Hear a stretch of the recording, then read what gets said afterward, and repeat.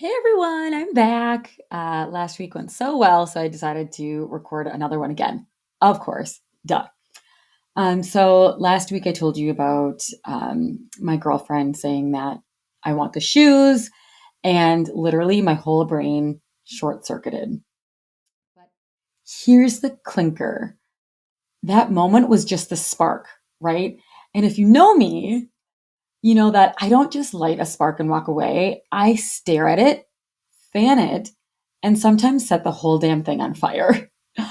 And so today we are talking about what happens after the spark, that roller coaster of confusion, right? Shame, anger, frustration, and then eventually finding the freedom and the freedom of realizing that you don't actually need anyone else's permission slip but your own. I know, right? I know, mind blowing. So let's be honest. My first reaction wasn't good or like a good for you when my girlfriend was saying that I want the damn shoes. It was literally a full body, what the actual F moment. I literally grabbed the edge of the bar, like I was bracing for impact, and looked around the place being like, am I in a freaking Twilight Zone? What the hell is like Ashton Kutcher going to come out of the, sidelines right here and freaking prank me? Are the cameras rolling? Like frill. And it was like 2 seconds later, it went from that to, wait, oh my God, do you need money? Should I buy the shoes? Are you allowed to actually say that and like say that out loud? Or did you forget you just had a baby? Do you need to get you home before like your breasts explode and your parents revolt because they're the ones who are watching the baby? And then she said it. She was like, I took care of him. Right now, I want to take care of me.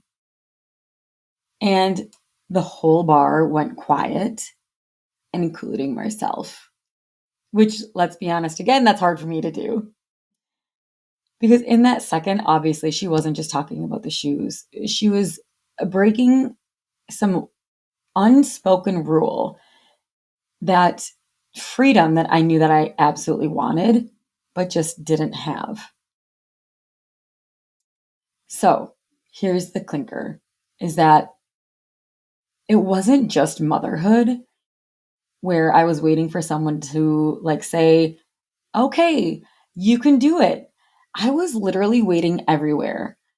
I was waiting for permission to spend money, permission to rest, permission to take that job, permission to take that account, permission to say no.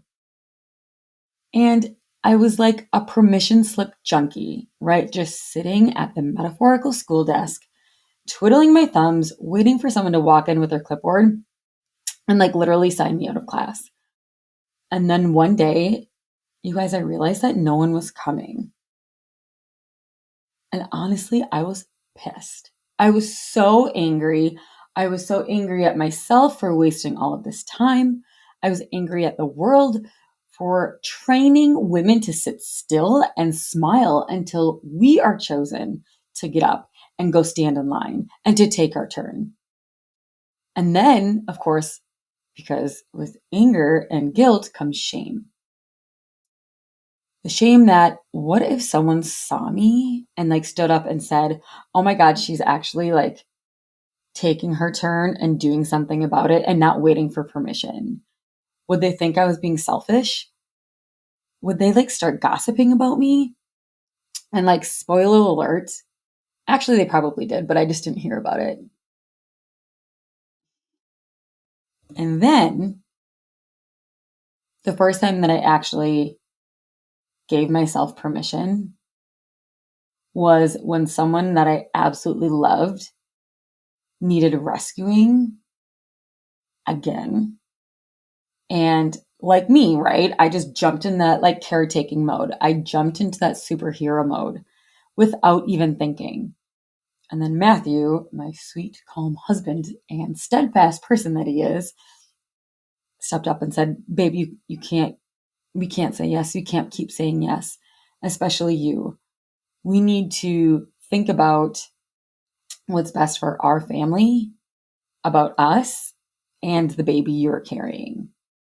And it was like oh my God, I can't believe you're saying this. I wanted to throw my freaking shoe at him and like shake his shoulders and be like, you can't do that. You can't say no when someone is asking you for something this grand. You have to say yes. You have no choice.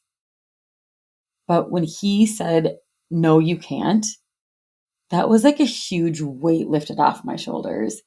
And I made the hardest phone call of my life, right? And I said, no. I said, I'm so sorry. I love you, but I can't keep saying yes. And so, like, brick by brick, basically, this huge weight was lifted off of my chest.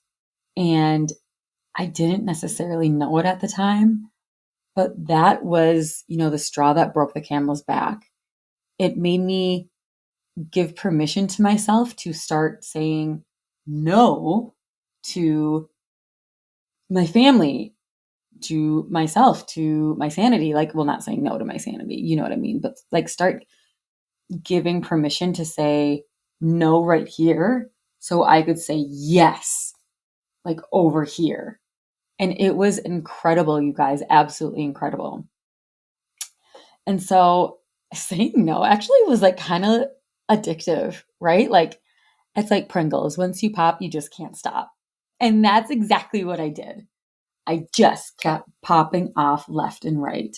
And it was absolutely scary. Like, my voice was shaking, my body was shaking. I just didn't know, to what end. But I knew that I was finally putting myself and my family first versus everyone else around me. And so it's kind of like becoming, I know this is like so cliche, so just stay with me in this. Like, it's literally becoming your own permission slip. And like, these days I have to give myself permission to actually rest, right? I'm a mom of 4 kiddo biddos, absolutely insane, but they're just so cute. Wife, sister, friend, all of those things. And more recently, I have become a student all over again. I'm taking a 2-year Ayurvedic course, and it is absolutely incredible. But I have to use that, like, my brain again, that I haven't used since college and high school and middle school. And let's be honest, I don't know if I actually used it a lot during high school because I saw my transcripts that I had to hand in for this Ayurvedic course, and whoa, dang. Oh my God. Anyways. And so I now, because of all of those big, beautiful things, and not to mention being a certified life coach, intuitive, and having my own day job and running and owning my own healthcare company, with my dad is absolutely incredible. But I have to give myself permission to rest. I literally have to sit down on the couch. So I rest when I eat my lunch because I work from home, right? And so it's like a little golden, like, retriever puppy that it's like, okay, honey bun, you can sit. It's okay. I got you, And so it's like, you can sit and stay on the couch. Like, good girl, good girl. I'm literally saying this to myself and being like, you're allowed to watch that episode of Bridgerton. You can actually watch it to the end, even though you're not done with your freaking food. Or maybe you are, and your head is actually saying, all right, now that I'm done with my lunch, I need to get up and be more productive, right? Who else can relate to that? Because by giving myself permission, it's not just, like I said, a one-time thing. It's an over and over and over again thing until you have that muscle memory in your brain and in your heart and in your soul to actually keep saying, this isn't good for me. I don't like this anymore. I'm going to say no. So here's the invitation, right? And this is like a goodie. This is your challenge. Write yourself, and I know super cliche, but just again, that permission slip. Permission to rest, permission to laugh, permission to have sex, permission to do what you want without justifying it to everybody or anyone. Because no one else, my darling dear, is going to come and sign that permission slip for you. And honestly, their handwriting probably sucks anyways.